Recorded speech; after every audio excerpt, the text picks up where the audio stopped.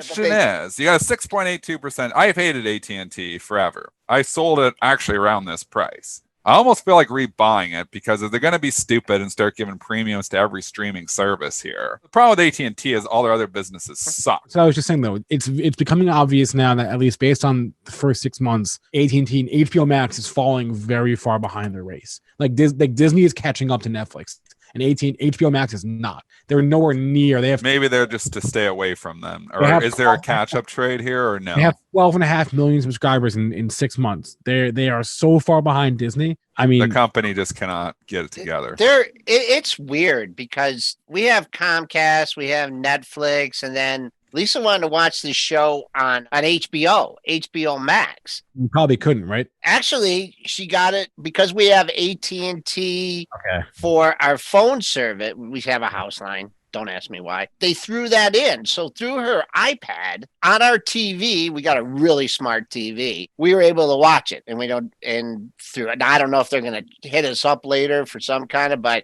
it's confusing as hell. So I think just maybe go with the blanket approach that Dennis is talking about. Just buy all the streamers. I just don't know if you're going to start getting, if that story gets hot, and I believe it will in 2021. We're all talking about predicting news flow. I am saying, and it's not a bold call, that they're going to be talking a lot about streaming in 2021. So you got Disney, you got Netflix, who are going to be the top two. How's Peacock? Does anybody use Peacock? It's so early.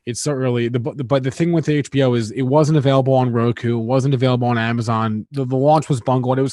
They have all these brands. It was confusing, like HBO Max, HBO Go, HBO Now. Peacock is too young, I think. I don't know what kind of data we have on that. Well, we like them young because then they grow. Mitch just popped in. He's about the story. He's a young streamer. Here. Mitch, talk to me about the streaming story. Dennis, I had already talked to you about it. You got FUBO, remember? Oh, I know. That's a good one. I'm still in it. When do I sell at? I just hold on to that. So like always, I like to bring you guys the story that I'm looking at. I'm actually looking at a different play in the streaming services. I got my pen ready. Look at this. I love Mitch's calls. What I'm going to look for is MGNI and TTD. What's the other one? And TTD, the trade desk. Oh, so these are two that are making moves in programmatic ad tools. One of the things that you're going to see with the streaming services is how do they get the ads to you? Because one of the biggest things that you're seeing in streaming is now, how am I going to go ahead and personalize these ads for the viewer that's watching? So I think you really got to watch for these companies. Which one is the leader? I really haven't done that much research, so I'm going to go ahead and do that for you guys.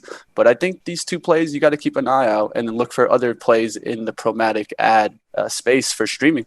Awesome. And again, obviously, there's been some people on this trade because November MGNI was 10. It's now 20. But maybe this goes on the watch for, the pullback. I mean, this is about what markets are about, in my opinion. You get your list of stocks, your Christmas shopping list. I like it. And then you wait for, the market correction. You wait for, where everybody's like, okay, I want the hell out of this thing. And then you strike with your list. So Mitch is giving you a couple stocks that's on his Christmas shopping list, MGNI and TTD. Maybe they just run straight up. Maybe you miss them. You know what? There's always another trade. And that's what a lot of traders, newer traders, really struggle with. I see it all the time. I missed this trade, and they focus on it, and it's eating up their mental capital. Not even that they lost money, but that they missed this trade that they knew about. And, once you're a seasoned trader, you'll be able to look past that and say, you know what? I missed that one. There'll be another one tomorrow because there's always another trade.